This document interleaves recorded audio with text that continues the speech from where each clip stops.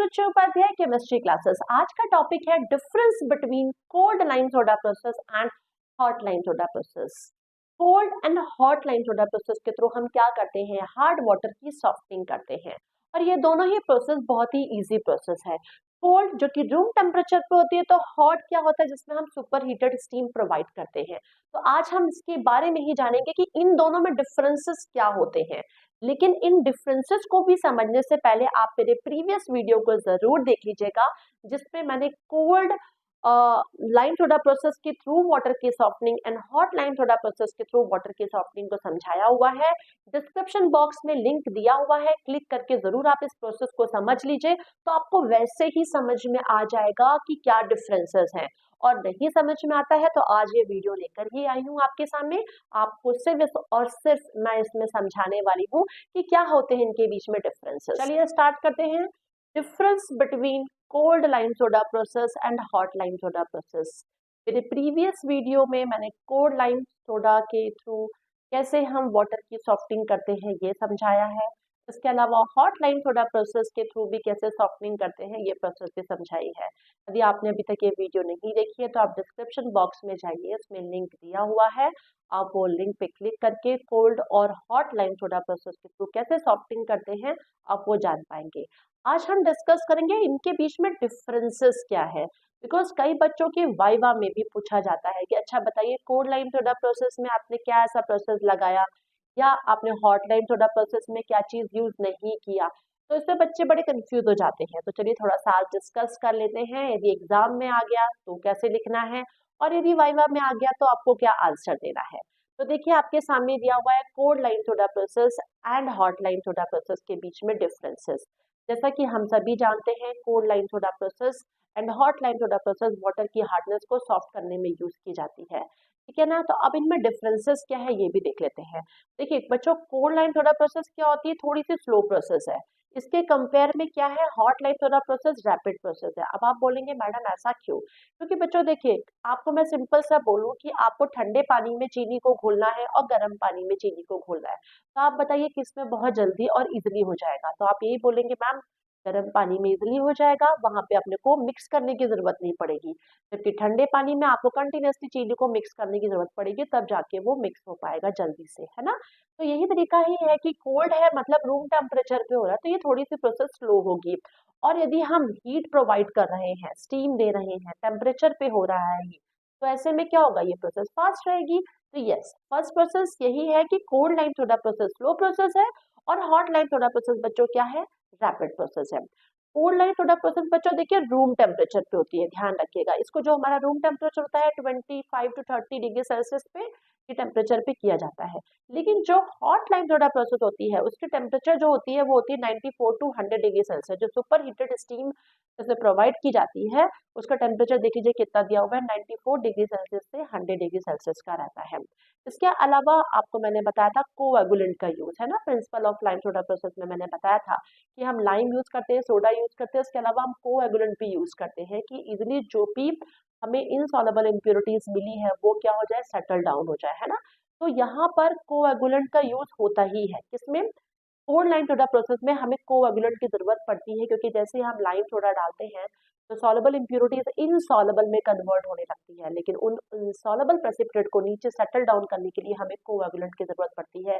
Like alum जिसको आप फिटकरी बोलते हैं, फिटकरी की यूज करते हैं, या सोडियम एल्यूमिनेट यूज करते हैं, या हम एल्यूमिनियम सल्फेट यूज करते हैं। लेकिन यहाँ पर यदि हम बात करें हॉट लाइम सोडा प्रोसेस में, तो ऑलरेडी ये हीट पे हो रहा है, हाई टेम्परेचर पे हो रहा था, ऐसे में हमें कोएगुलेंट की जरूरत नहीं पड़ती है, रिएक्शन फास्टली होती है और जो गंदगियां होती है वो नीचे सेटल डाउन ऑटोमेटिकली होने लगती है। इसके अलावा in this process filtration is not easy, है ना, बहुत इजीली इसमें फिल्ट्रेशन नहीं होता है। मानते हैं कि वुड फाइबर फिल्टर होता है, आपकी जो गंदगियां है वो नीचे की तरफ बैठ जाती है और वुड फाइबर फिल्टर से हम इसको करते हैं, लेकिन पूरी की पूरी कंप्लीट हम यदि बोले तो फिल्ट्रेशन इसमें नहीं इजीली हो पाता है। लेकिन अभी हम इसकी बात करें तो filtration is easy as the viscosity of water becomes low, क्योंकि यहाँ पानी की जो विस्कोसिटी होती है बच्चों वो बहुत लो होती है। और क्यों होती है, क्योंकि हम जानते हैं कि यहाँ पे जो टेम्परेचर है वो अच्छा खासा दिया जा रहा है इसमें। अब यदि हम बात करते हैं कि किसमें कितनी सॉफ्टनिंग प्रोसेस हो पाती है, किसमें कितनी हार्डनेस रह जाती है, तो यहाँ पे लिखा है softer water has residual hardness around 60 ppm। मतलब देखा जाए तो 40% तक की ही सॉफ्टनेस हो पाती है बच्चों। 60% बोल रही हूँ, 60 ppm तक की जो हार्डनेस है बच्चों, वो क्या है इसमें रह जाती है, किसमें, कोल्ड लाइन सोडा प्रोसेस में। लेकिन यदि हम बात करते हैं हॉट लाइन सोडा प्रोसेस में, तो देखा जाए 70% अप्रॉक्स, मतलब 70 ppm तक की तो इसमें सॉफ्टनेस है वो हो जाती है। 15 ppm to 13 ppm तक की जिसमें हार्डनेस के जो रेजिडुअल है वही पाए जाते हैं। तो यहाँ लिखा है softer water has residual hardness around 15 ppm to 30 ppm तक की इसमें बचती है। मैक्सिमम इसमें सब रिमूव हो जाती है, सॉफ्ट हो जाती है। लो सॉफ्टनिंग कैपेसिटी इसकी होती है, ठीक है, इसकी हाई सॉफ्टनिंग कैपेसिटी होती है हॉट लाइन की। इसमें जो डिजोल्व गैसेस है वो जल्दी रिमूव नहीं हो पाते हैं बच्चों। लेकिन जबकि यदि हम बात करें dissolve gases like dissolve carbon dioxide, इसमें वेरी इजिली रिमूव हो जाते हैं। तो this is a what, this is a softening process. And softening process किसके थ्रू थी, cold lime soda process and hot lime soda process. और इन दोनों के बीच में मैंने आपको क्या बताया, डिफरेंसेस बताया। तो अब आपको आई थिंक याद रहना चाहिए, मैं उम्मीद करती हूँ कि याद भी होगा, क्या कोल्ड लाइम सोडा प्रोसेस जबकि रूम टेम्परेचर पे हो रहा है, रूम टेम्परेचर मतलब 25 से 30 डिग्री सेल्सियस पे हो रहा है, तो ये प्रोसेस थोड़ी सी स्लो होती है।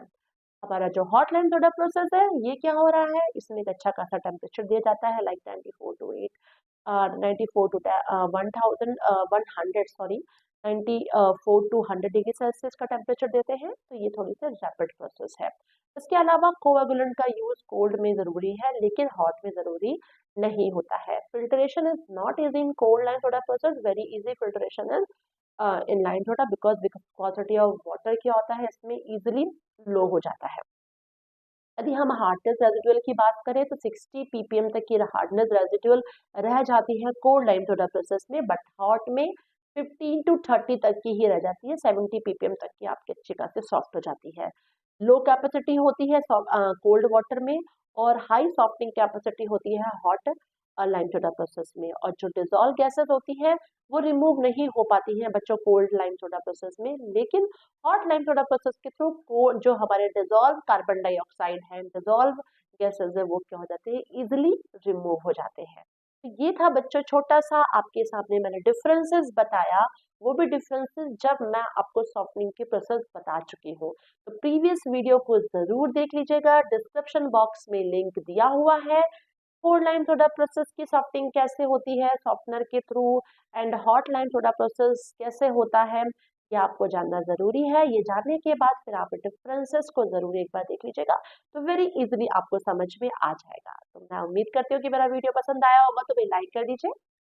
सब्सक्राइब नहीं किया है और ऐसे ही देख रहे हैं तो प्लीज अब सब्सक्राइब कर दीजिए, क्योंकि आप कमेंट बॉक्स में मुझे क्वेश्चंस भी कीजिए, आपको और भी किसी टाइप के क्वेश्चंस चाहिए, इंजीनियरिंग केमिस्ट्री या केमिकल इंजीनियरिंग के ऊपर, या प्रैक्टिकल केमिस्ट्री, प्रैक्टिकल नॉलेज पे आपको चाहिए, तो आप प्लीज इस पे कमेंट बॉक्स में मुझे क्वेश्चन कीजिए।